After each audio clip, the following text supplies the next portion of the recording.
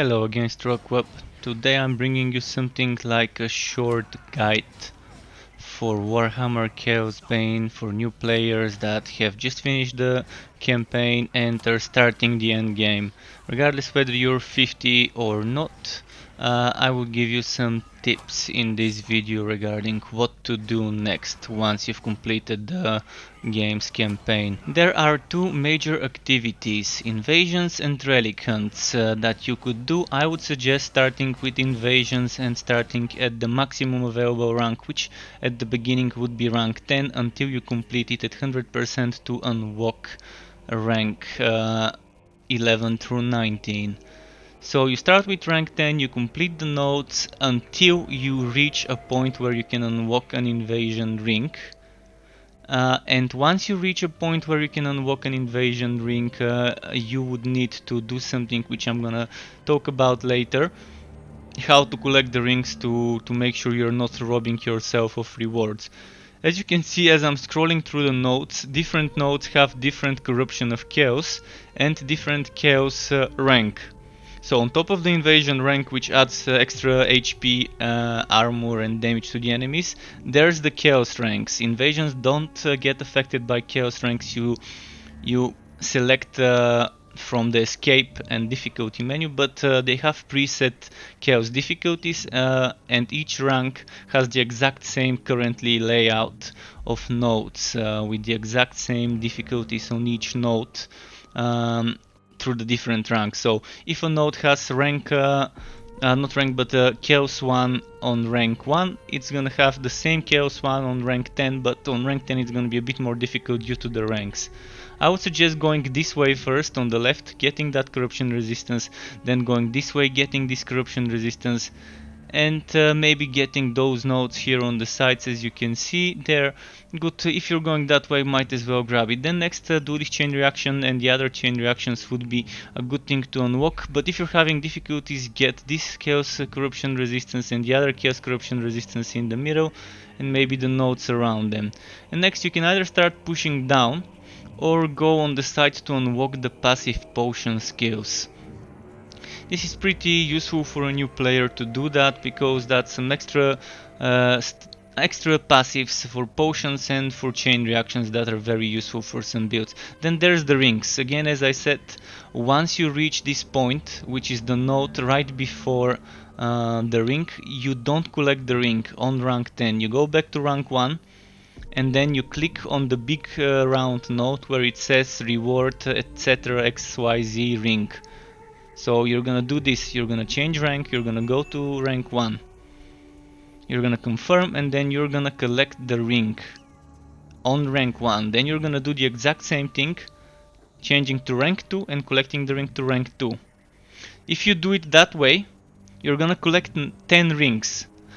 If you don't do it that way and you collect the ring on rank 10, you're not gonna be able to go back to ranks 1 through 9 and collect the ring. And you might be wondering, what was this thing that Struck was talking about, corruption resistance? Why do I need this shit? As I said, the nodes have different corruption resistances attached to them, and this corruption resistance is equal to the percentage of HP, total HP, that you lose. So if the node says corruption of chaos 6%, that means you're losing 6% HP per second. If it says 4%, that's 4% HP per second. And since there's 4 nodes of 15% corruption resistance, this means you can get a node that has a 10% corruption of chaos down to 4%, which means 4 HP per second. You can see now I'm losing HP. I'm standing in this place and I'm losing HP, and you can see this is a node, Chaos 2 node, rank 28, corruption of chaos 4, which means I'm losing 4% HP per second. But if you have HP regeneration in your items, which you can see I've got just a little bit, 1.4%, so I'm negating 1.4% plus another 60% from this. Actually, it's not even 60, I think I only have 15%, so I'm not negating all of that. That's why I'm losing HP. Of course, you can use HP regeneration skills. You can try and stack HP regeneration for armors.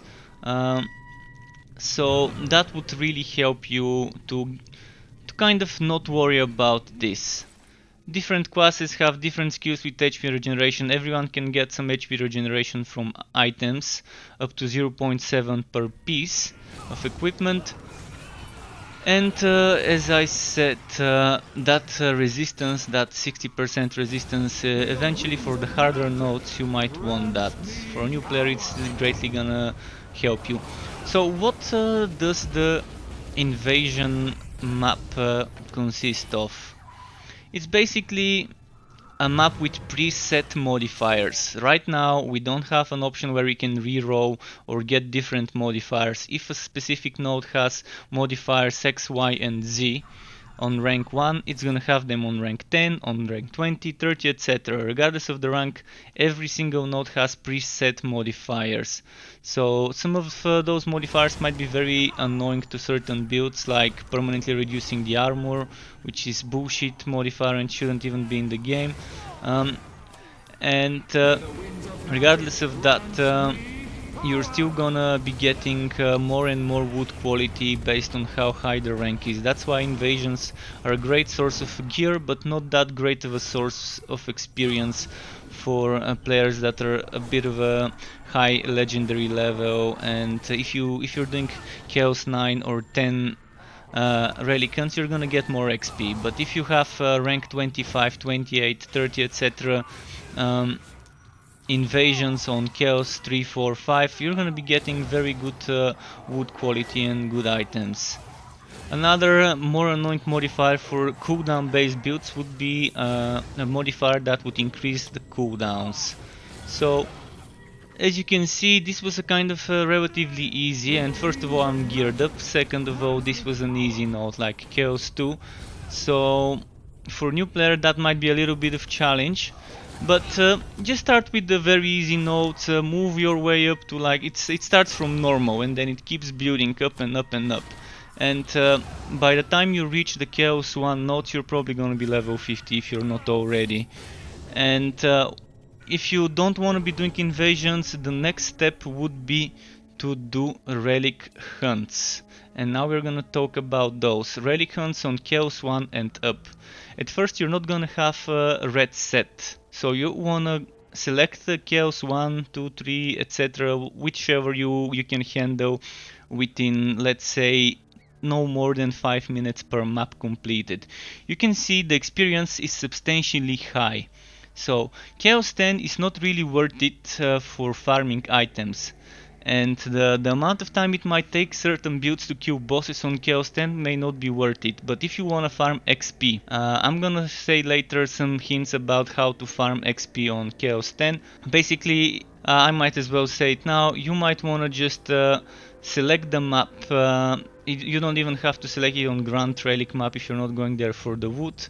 But you can do it. Grand Relic Hunt is 900 wood quality, the medium one is 600 and the basic one is 300 wood quality. Of course each of those gives you a new modifier, so you can get up to 3 randomly generated modifiers.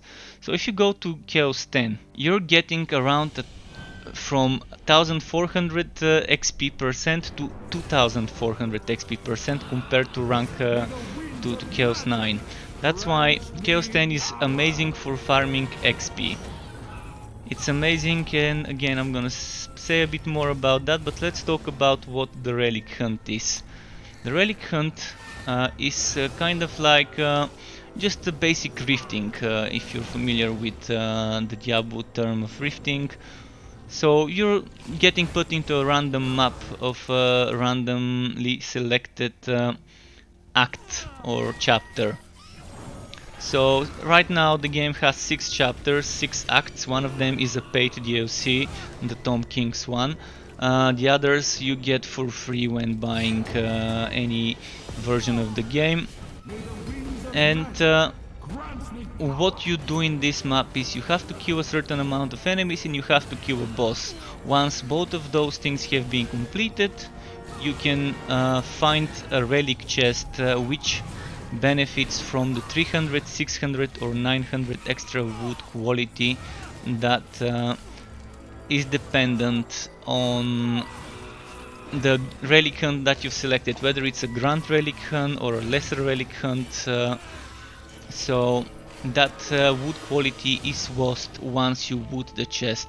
So if you see some other chests next to the relic hunt chest, wood those others before, kill those elites before wooding that relic chest. Once you wood it, you lose that, for example, 900 extra wood quality, so keep that in mind.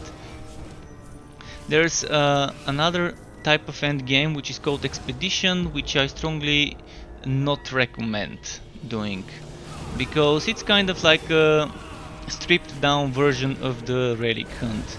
It's basically like a relic hunt, but you can select which act based on from which act you select to start the expedition.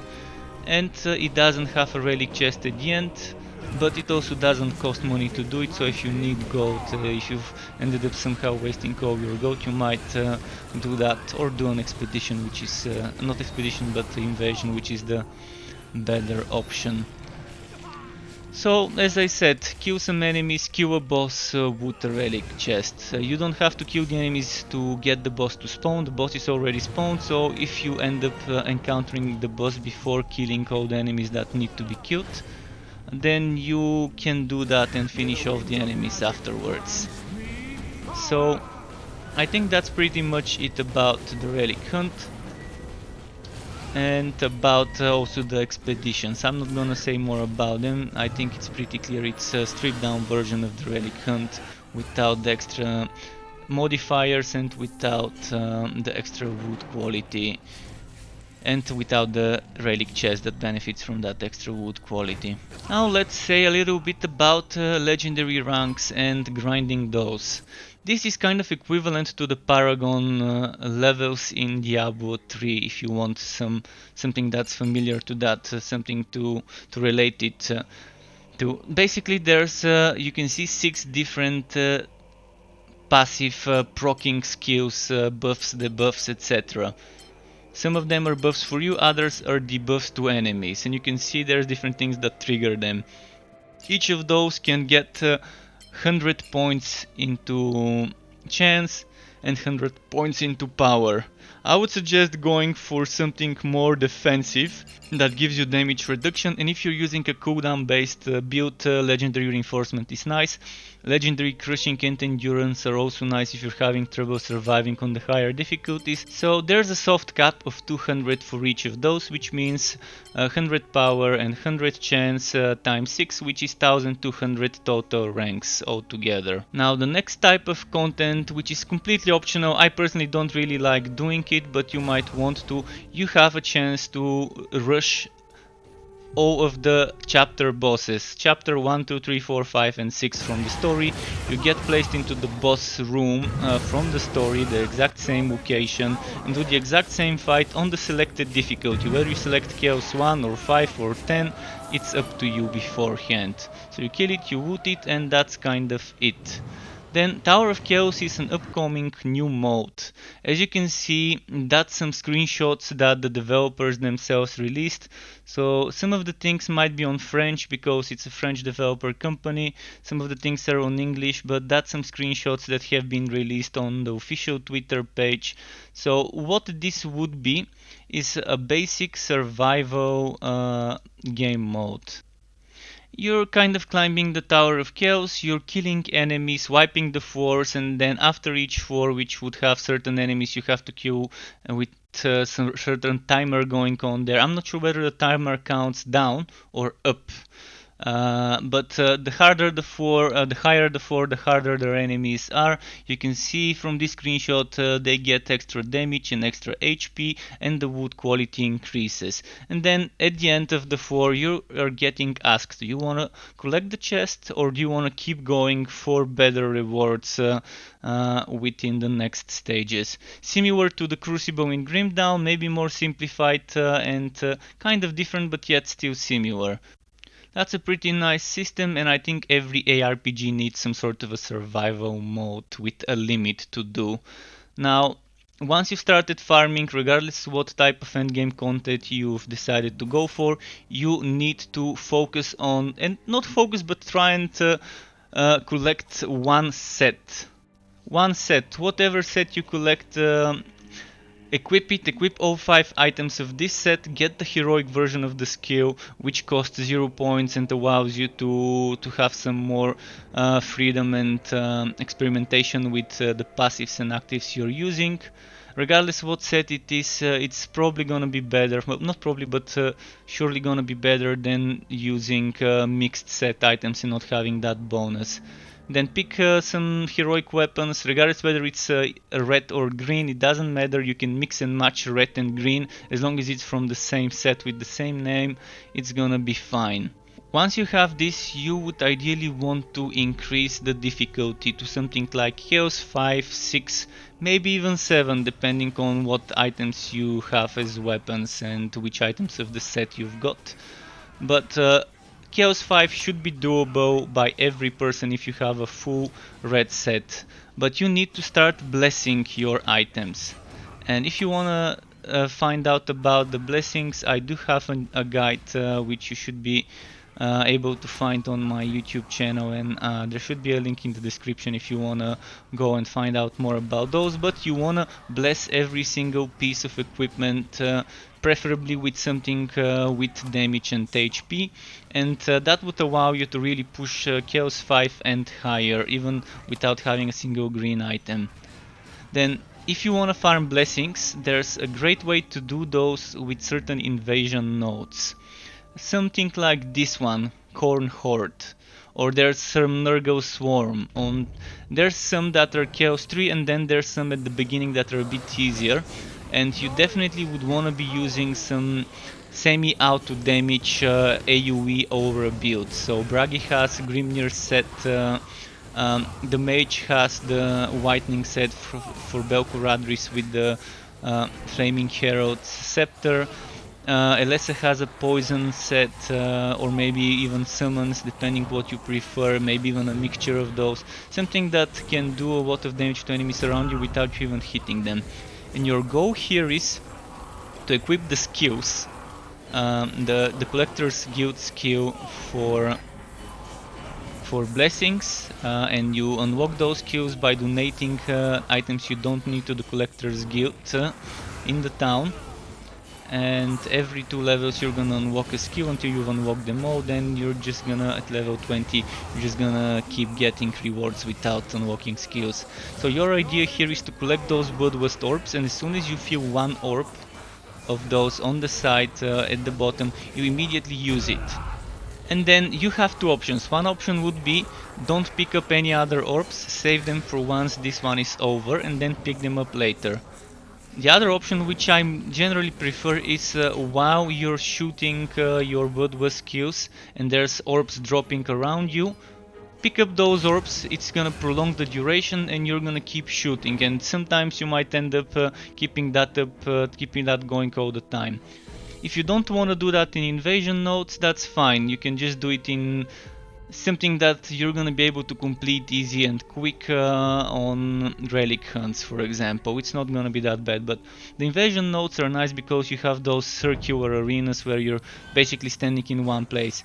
Here is just me to show you that certain builds on certain difficulties could stay in one place and survive. Although I intentionally picked the Chaos 3 node, which is a bit more difficult and not perfect for standing in one place, especially not this one I've picked. So if you're attacking with a spell, that's fine, but if you let yourself AFK, on this difficult node it may not work, but on the easier ones it could work. You can just stay in the middle, chill for a minute or 2 and it's gonna work. But now you're gonna see how, if I stop attacking and just let the set bonus and the passive from the scepter do the damage, eventually my HP goes a little bit down and I need to move away. So that's it about getting blessings. That's probably one of the best ways to get blessing fragments, but don't forget to equip the Fanity skill if you have it, and don't forget to equip the Collector skill for fragments if you've got it. They're definitely gonna help with the farming of those. And you really wanna bless a full set that your first red set, you wanna bless it so you can push harder difficulties and get those reds and eventually greens dropping. And as I mentioned, there's a way on Chaos 10 to kind of farm XP. But keep in mind, on Chaos 10 bosses might take longer than one might want them to. So if you want to just kill trash mobs and maybe even the elites on Chaos 10, once you can handle it, it's gonna be great for XP for legend ranks. Even if you don't kill the boss and just restart the map after you've killed enough enemies, enough trash mobs, it's still gonna be great XP.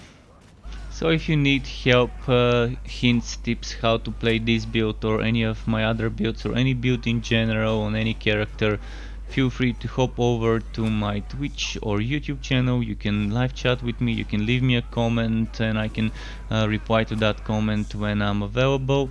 You can also find me on my Discord server, link in the description for that, and you can always chat with me over there if you need some help with anything.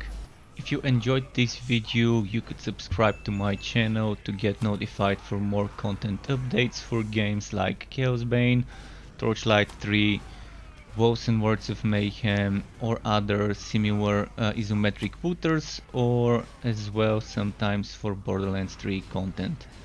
Thanks for watching the video, folks. Keep it cool. Until next time, and goodbye.